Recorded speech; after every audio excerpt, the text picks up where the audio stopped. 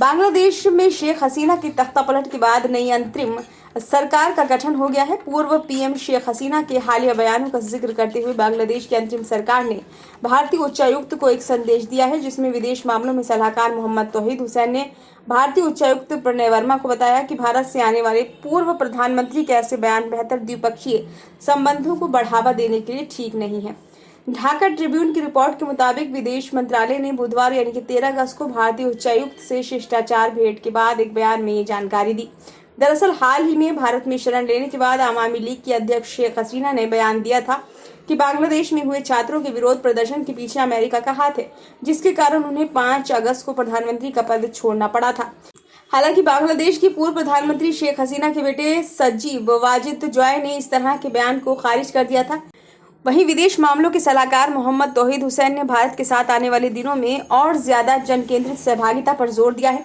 बांग्लादेश विदेश मंत्रालय ने कहा कि उन्होंने खासतौर पर बांग्लादेश बॉर्डर पर हत्या रोकने, तीस्ता जल बंटवारा समझौते को पूरा करने और जरूरी सामानों की आपूर्ति सुनिश्चित करने जैसे कुछ प्रमुख मुद्दों पर जोर दिया है।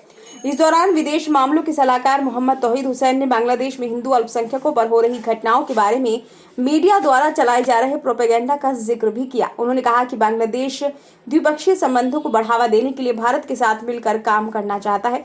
वहीं बैठक के दौरान सलाहकार ने उच्चायुक्त को बांग्लादेश की वर्तमान हालातों के बारे में जानकारी दी।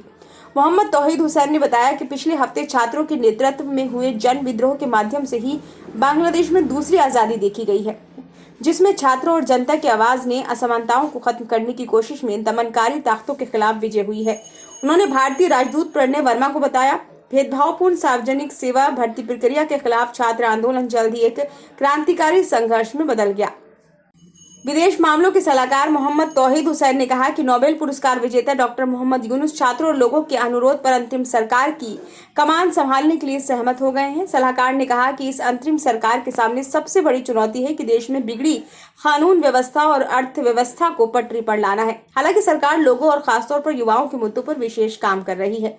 मोहम्मद तौहीद हुसैन ने कहा कि सरकार आने वाले दिनों में देश में स्वतंत्र निष्पक्ष चुनाव कराने के लिए माहौल बनाने के लिए तैयार है। उन्होंने कहा कि सरकार सभी धार्मिक और जातीय समूहों की सुरक्षा सुनिश्चित की जा रही है। इसके साथ ही उनके खिलाफ किसी भी तरह की हिंसा या धर्म की बर्दाश्त नहीं की जाएगी। उन्होंने कहा कि सभी धार्मिक समूह और अन्य राजनीतिक दल भी अल्पसंख्यकों की सुरक्षा के लिए काम कर रहे हैं।